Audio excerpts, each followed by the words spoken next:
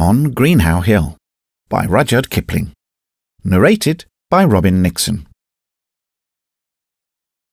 To love's low voice she lent a careless ear. Her hand within his rosy fingers lay. A chilling weight she would not turn or hear, but with averted face went on her way. But when pale death, all featureless and grim, lifted his bony hand and, beckoning, held out his cypress wreath, she followed him, and love was left forlorn and wondering that she, who for his bidding would not stay, at death's first whisper rose and went away. Rivals.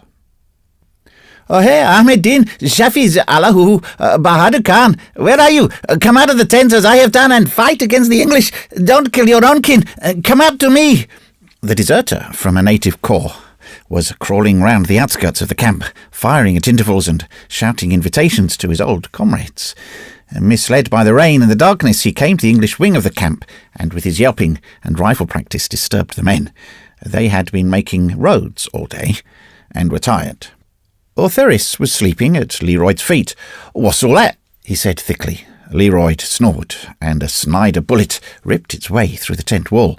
The men swore. "It's that blooming deserter from Aurungabadis," said Ortheris. "Get up! Someone get up and tell him he's come to the wrong shop." "Oh, go to sleep, little man," said Mulvaney, who was steaming nearest the door. "I can't arise and expatiate with him. 'Tis raining and trenching tools outside." "'Tain't because you blooming can't, it's 'cause you blooming won't, you long, limp, lousy, lazy beggar, you. Hark to him howling." "What's the good of argufying? Put a bullet in the swine, he's keeping us awake," said another voice. A subaltern shouted angrily, and a dripping sentry whined from the darkness. "'Tain't no good, sir, I can't see him. He's hiding somewhere down hill." Ortheris tumbled out of his blanket. "Shall I try to get him, sir?" said he. "No," was the answer. "Lie down. I won't have the whole camp shooting all around the clock. Tell him to go and pot his friends." Ortheris considered for a moment, then, putting his head under the tent wall, he called up, as a bus conductor calls in a block, "Oyer up there! Oyer up!" The men laughed, and the laughter was carried downwind to the deserter, who, hearing that he had made a mistake, went off to worry his own regiment, half a mile away. He was received with shots. The Aurungabadis were very angry with him for disgracing their colours. "And that's all right," said Ortheris, withdrawing his head as he heard the hiccup of the Snyders in the distance. "Sell me gold, though. That man's not fit to live, messing with me beauty sleep this way." "Go out and shoot him in the morning, then," said the subaltern incautiously. "Silence in the tents now. Get your rest, men." Ortheris lay down with a happy little sigh, and in 2 minutes there was no sound except the rain on the canvas and the all-embracing elemental snoring of Leroyd. The camp lay on a bare ridge of the Himalayas, and for a week had been waiting for a flying column to make connection. The nightly rounds of the deserter and his friends had become a nuisance. In the morning the men dried themselves in hot sunshine and cleaned their grimy accoutrements. The native regiment was to take its turn of road-making that day, while the old regiment loafed. "I'm going to lay for a shot at that man," said Ortheris, when he had finished washing out his rifle. "It comes up the watercourse every evening about 5 o'clock. If we go and lie out on the North Hill a bit this afternoon, we'll get him." "You're a bloodthirsty little mosquito," said Mulvaney, blowing blue clouds into the air, "but I suppose I'll have to come with you. Where's Jock?" "Gone out with the mixed pickles, 'cause he thinks himself a blooming marksman," said Ortheris with scorn. The mixed pickles were a detachment of picked shots, generally employed in clearing spurs of hills when the enemy were too impertinent. This taught the young officers how to handle men, and did not do the enemy much harm. Mulvaney and Ortheris strolled out of camp, and passed the Aurungabadis, going to their road-making. "You've got to sweat today," said Ortheris genially. "We're going to get your man. You didn't knock him out last night by any chance, did you?" "No, the pig went away mocking us. I had one shot at him," said a private. "He's my cousin. I ought to have cleared our dishonour, but good luck to you." They went cautiously to the North Hill, Ortheris leading, because, as he explained, "This is a long-range show, and I've got to do it." His was an almost passionate devotion to his rifle, which, by barrack-room report, he was supposed to kiss every night before turning in. Charges and scuffles he held in contempt, and when they were inevitable, slipped between Mulvaney and Leroyd, bidding them to fight for his skin as well as their own. They never failed him.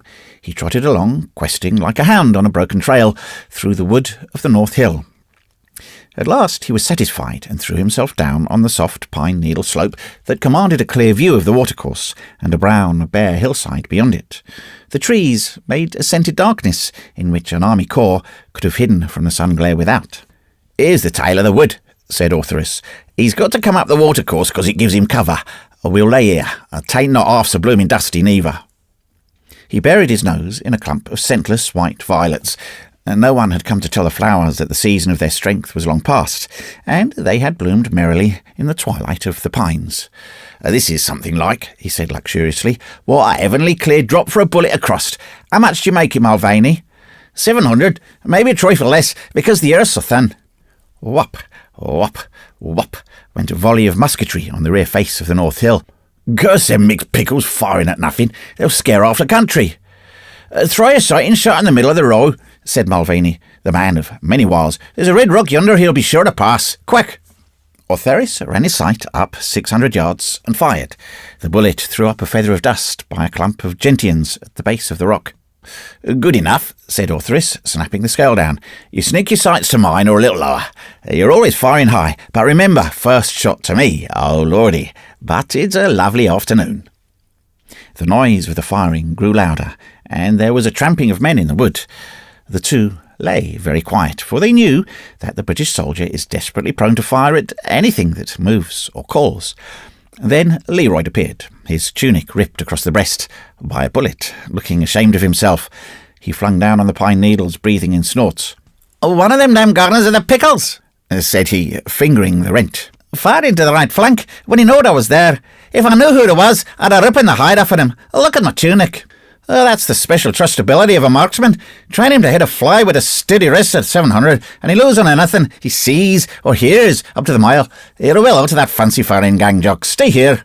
"Been firing at the blooming wind in the blooming treetops," said Ortheris with a chuckle.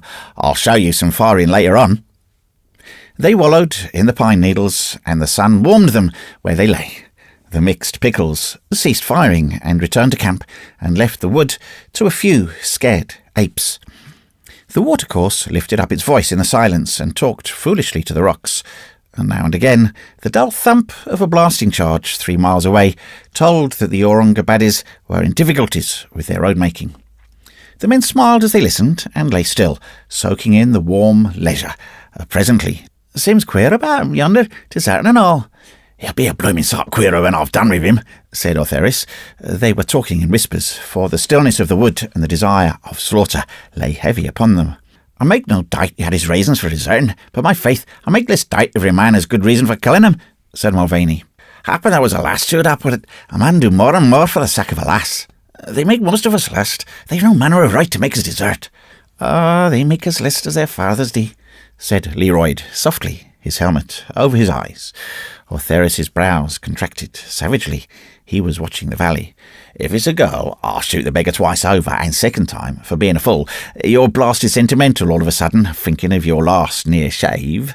Ortheris suddenly rose to his knees, his rifle at his shoulder, and peered across the valley in the clear afternoon light. His chin cuddled the stock, and there was a twitching of the muscles of the right cheek as he sighed.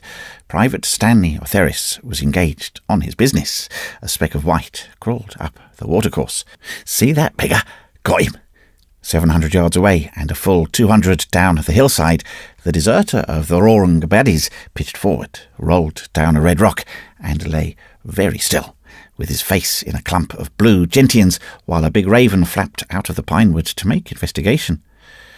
"That's a clean shot, little man," said Mulvaney. Leroyd thoughtfully watched the smoke clear away. "Happen there was a lass chewed up with him, tay," said he. Ortheris did not reply. He was staring across the valley with the smile of the artist who looks on the completed work.